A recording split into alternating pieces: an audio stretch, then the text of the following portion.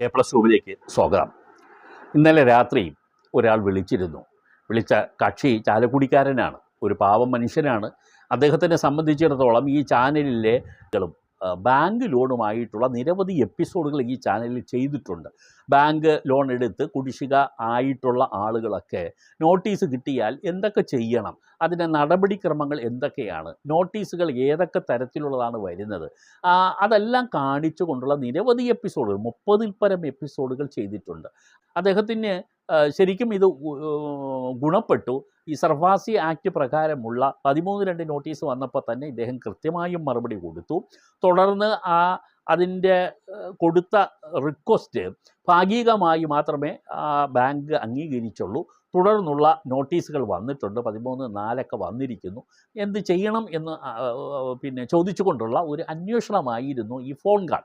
ഇന്നലെയും ഒരു ഉച്ചയോടുകൂടി വിളിച്ച ഒരു കക്ഷിയുണ്ട്. വിളിച്ചിട്ട് പുള്ളി ഇതേ കാര്യങ്ങളിൽ ചിലത് സംശയം, അത് ജപ്തി നോട്ടീസുമായിട്ട് ബന്ധപ്പെട്ട കാര്യങ്ങളാണ്, എൻ്റെ അടുത്ത് ചോദിച്ചപ്പോൾ അറിഞ്ഞ ഒരു വിവരം ഇതാണ്: അദ്ദേഹം ഈ വന്ന നോട്ടീസിന് ഒന്നും അദ്ദേഹം മറുപടി കൊടുത്തിട്ടില്ല. അദ്ദേഹം കൈപ്പറ്റിയിട്ട് ചുരുട്ടി അവിടെ ഇടുകയാണ്, ഒരു മറുപടിയും കൊടുത്തിട്ടില്ല.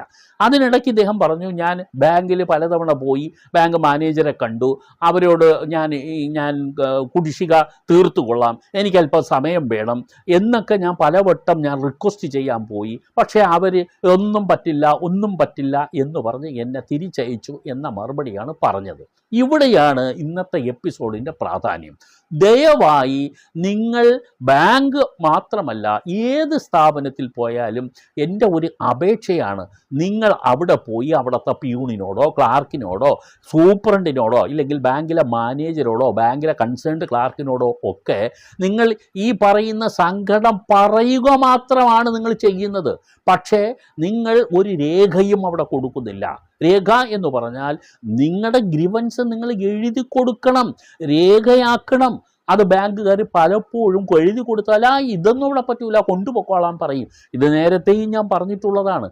അങ്ങനെ കൊണ്ടുപോകാൻ പറഞ്ഞാൽ നിങ്ങൾ ചെയ്യാനുള്ളത് ഈ അപേക്ഷ രജിസ്റ്റേർഡ് പോസ്റ്റായിട്ട്, രജിസ്റ്റേർഡ് പോസ്റ്റ് എന്ന് പറഞ്ഞാൽ ഇന്ത്യൻ പോസ്റ്റൽ സർവീസിൽ അതൊരു രജിസ്റ്റേർഡ് പോസ്റ്റായിട്ട് തന്നെ നിങ്ങൾക്ക് അയക്കാം.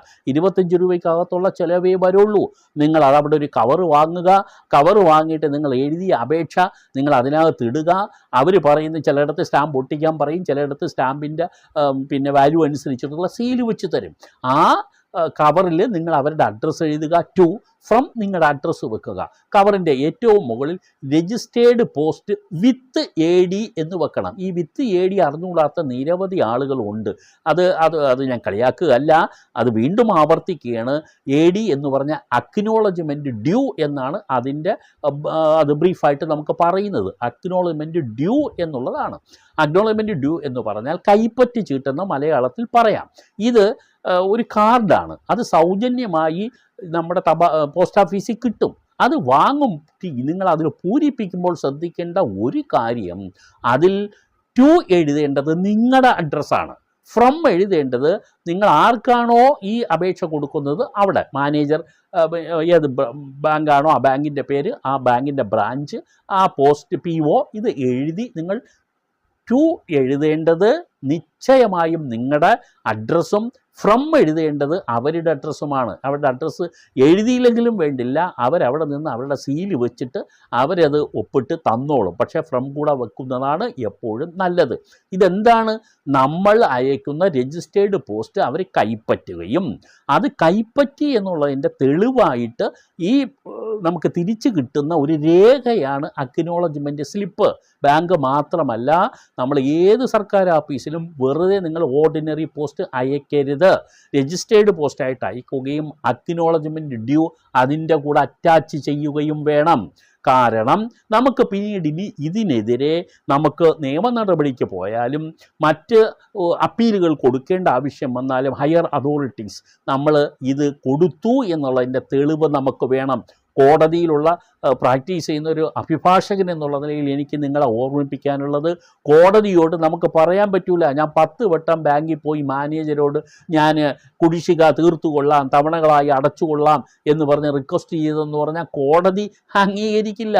കോടതിക്ക് വേണ്ട നിങ്ങൾ നിങ്ങൾ അവരെ അപേക്ഷ കൊടുത്തു. അപ്പോൾ ബാങ്കിൽ നിങ്ങൾ മനസ്സിലാക്കേണ്ട ഒരു കാര്യം, നമ്മൾ കോടതിയിൽ കേസ് ഫയൽ ചെയ്താലും ബാങ്കിൻ്റെ അഡ്വക്കേറ്റ്സ്, അവർക്ക് സ്റ്റാൻഡിംഗ് കൗൺസിലുണ്ട്, അവർ കോടതിയിൽ ഉണ്ടാവും. അവർ പറയും ഞങ്ങൾക്ക് ഇങ്ങനെ ഒരു അപേക്ഷ കിട്ടിയിട്ടില്ല, തെളിവുണ്ടോ നിങ്ങൾക്ക് അപേക്ഷ കൊടുത്തതിന്? ഇല്ല, കാരണം നിങ്ങൾ കൊടുത്തിട്ടില്ല. നിങ്ങൾ കൊടുത്തിട്ടുണ്ടെങ്കിലും നിങ്ങൾ അക്നോളജ്മെൻറ്റ് സ്ലിപ്പ് വെച്ചിട്ടില്ല. അപ്പോൾ നമുക്ക് തെളിവ് വേണ്ടേ? നമ്മൾ ബാങ്കിന് കൊടുത്തു, അത് ബാങ്ക് നമുക്കൊരു മറുപടിയും തരാതെ ജപ്തി നടപടിയിലേക്ക് കടന്നു. ഒരു റിക്വസ്റ്റ് ഉണ്ടെങ്കിൽ അത് ഡിസ്പോസ് ചെയ്യണം. എന്തിലെ അടുത്ത നടപടിയിലേക്ക് ഏത് അതോറിറ്റീസിനും പോകാൻ പറ്റൂ. അതുകൊണ്ട് നിങ്ങൾ ആദ്യം മനസ്സിലാക്കേണ്ട ഒരു കാര്യം, നിങ്ങളുടെ വാക്കാലുള്ള റിക്വസ്റ്റ് നിങ്ങൾ ചെയ്തോളൂ. ചെയ്യണ്ട എന്ന് ഞാൻ പറയുന്നില്ല, ബാങ്കിലെ മാനേജരെ പരിചയമുണ്ട്, പോയി പറഞ്ഞോളൂ. പക്ഷേ അതിനൊപ്പം തന്നെ നിങ്ങളുടെ ഗ്രിവൻസ് എന്താണോ, നിങ്ങളുടെ സങ്കടം എന്താണോ, നിങ്ങളുടെ അപേക്ഷ എന്താണോ, അത് നിങ്ങൾ രേഖയാക്കി ബാങ്കിന് കൊടുത്തതായി ഒരു തെളിവ് നിങ്ങൾ ഉണ്ടാക്കി വെച്ചോളണം. അത് നിർബന്ധമായി ഞാൻ എല്ലാവരിടത്തും ഓർമ്മിപ്പിക്കുകയാണ്. ഈ സർവീസിനകത്ത് നിങ്ങൾക്ക് എപ്പോഴും അറിയേണ്ട, ശ്രദ്ധിക്കേണ്ട, ഗവൺമെൻറ് സർവീസ് ആയാലും അതുപോലെ പബ്ലിക് അതോറിറ്റീസ് ആയാലും നമ്മൾ ഇതെല്ലാം അറിഞ്ഞിരിക്കേണ്ടവരാണ്. ഒരിക്കലും വാക്കാൽ പറഞ്ഞു കൊണ്ട് മാത്രം തൃപ്തരായി വീട്ടിൽ പോകരുതെന്ന് ഞാൻ മാനേജരോട് പറഞ്ഞിട്ടുണ്ട്. ഈ മാനേജർ അവിടെ അടുത്ത ദിവസം ഇരിക്കണമെന്നില്ല. അയാൾ ഇത് കേട്ടിട്ട് നിങ്ങൾക്ക് വേണ്ടി ഒരു ഫേവറും വ്യക്തിപരമായ താല്പര്യം ഉണ്ടെങ്കിൽ എന്തെങ്കിലും ചെയ്തേക്കാം, പക്ഷേ ചെയ്യണമെന്ന് നിർബന്ധം വരുന്നില്ല. കാരണം നിങ്ങളുടെ മേൽ ഒരു അപേക്ഷ ആ ബാങ്കിൽ വന്നിട്ടില്ല. നിങ്ങൾക്ക് ഈ പറഞ്ഞ കാര്യങ്ങൾ നടപ്പാക്കി കിട്ടാൻ ബാങ്കിന് ഫയലിൽ എഴുതണമെങ്കിൽ ഒരു റിക്വസ്റ്റ് വേണം. ആ റിക്വസ്റ്റിൻ്റെ അടിസ്ഥാനത്തിൽ ഫയലിൽ കൺസേൺഡ് ക്ലർക്ക് എഴുതും, ഒരു അപേക്ഷ കിട്ടിയിട്ടുണ്ട്, മേൽ നടപടികൾക്കായി സമർപ്പിക്കുന്നു എന്നെങ്കിലും ക്ലർക്ക് എഴുതും. അല്ലെങ്കിൽ കൊടുക്കാമെന്നോ കൊടുക്കണ്ട എന്നോ എഴുതും. ബാങ്ക് മാനേജർ അത് പരിശോധിക്കാം. കോപ്പറേറ്റീവ് ബാങ്കുകളിലാണെങ്കിൽ അത്തരം അപേക്ഷകൾ ഭരണസമിതിയുടെ മുമ്പാകെ പോകാം. അവിടെ ഇരിക്കുന്ന മാനേജറുടെ ശുപാർശയോടുകൂടിയോ അല്ലാതെയോ പോകാം. ഭരണസമിതിക്ക് തീരുമാനമെടുക്കാം. പക്ഷേ there must be a petitions, a representation which you should have to give without a file. നിങ്ങൾ ഒരിക്കലും മറന്നു പോകരുത്. ആവർത്തിച്ച് ഞാൻ ഈ എപ്പിസോഡിൽ പറയുകയാണ്, നിങ്ങളത് ചെയ്തിരിക്കണം. റിജക്റ്റ് ചെയ്യണമെങ്കിൽ ചെയ്തോട്ടെ. നമുക്കിപ്പോൾ ഇവരൊന്നും ഇൻസ്റ്റാൾമെൻറ്റ് തരുന്നില്ല, ഇല്ലെങ്കിൽ അവർ ജപ്തി നടപടിയിലേക്ക് പോകുന്നെങ്കിൽ നമുക്ക് ബാങ്കിൽ നിന്ന് കോടതിയിൽ, ഹൈക്കോടതിയിൽ നിന്ന് നമുക്ക് സ്റ്റേ വാങ്ങിച്ച് കൊടുക്കാം. ഹൈക്കോടതിയിൽ നമുക്ക് ഇൻസ്റ്റാൾമെൻ്റ് ആക്കി കൊടുക്കാമെന്ന് പറയുന്നത് ദാറ്റ് ഡിപ്പെൻസ്. അങ്ങനെ ഉറപ്പ് പറയുകയാണെങ്കിൽ എല്ലാ സിറ്റുവേഷനും നോക്കിയിട്ട് മാത്രമേ അതൊക്കെ കോടതി അനുവദിക്കുകയുള്ളൂ. അല്ലാതെ അവിടെ പോയി ഉടനെ ഇങ്ങോട്ട് സ്റ്റേ ചെയ്താന്ന് പറഞ്ഞാൽ അവിടെ അടിച്ചു വെച്ചിട്ടൊന്നുമില്ല സ്റ്റേ തരാം. പക്ഷേ that means they have to examine, that means the honorable court will be examined in and around about all the situations related with this subject. ഈ വിഷയവുമായി ബന്ധപ്പെട്ട എല്ലാം പരിശോധിക്കപ്പെട്ടതിന് ശേഷം കോടതി മിക്കവാറും, ഞാൻ പറയാം ഏകദേശമൊക്കെ, ഇപ്പോൾ നമ്മൾ റെപ്രസെൻ്റ് ചെയ്യുന്ന കേസുകളിലൊക്കെ അറിയാം, കോടതി മിക്കവാറും അനുകൂല നിലപാടാണ് പലപ്പോഴും എടുക്കാറുള്ളത്. എന്ന് പറഞ്ഞാൽ എല്ലാം ബാങ്കിനെതിരാകുന്നു എന്നുള്ളതല്ല. ചില കാര്യങ്ങൾ പറഞ്ഞാൽ കോടതിയും പിന്നെ അതൊന്നും മാനിക്കാതെ ഒന്നും ഇല്ല. പല മനുഷ്യൻ്റെയും സങ്കടങ്ങൾ ഒരു പരിധിവരെയെങ്കിലും പരിഹരിച്ച് കിട്ടുന്നത് കോടതികൾ മുഖേനയാണ്. അതുകൂടി ഇല്ലാത്ത ഒരു കാലത്തെക്കുറിച്ച് നമുക്ക് സങ്കല്പിക്കാൻ പോലും പറ്റില്ല. ഇത്രയാണ് ഞാൻ ചുരുക്കുന്നത്. നിങ്ങൾ എന്ത് പരാതികളോ അപേക്ഷയോ എന്തുണ്ടെങ്കിലും അതിന് ഒരു കൊടുത്ത രേഖ ഉണ്ടാക്കണം. വാചകം പറഞ്ഞ് മാത്രം വിഷയം ക്ലോസ് ചെയ്യരുത്. ഓർത്തിരിക്കണം, ഇനി ഇത് റിപ്പീറ്റ് ചെയ്യുകയില്ല. നന്ദി.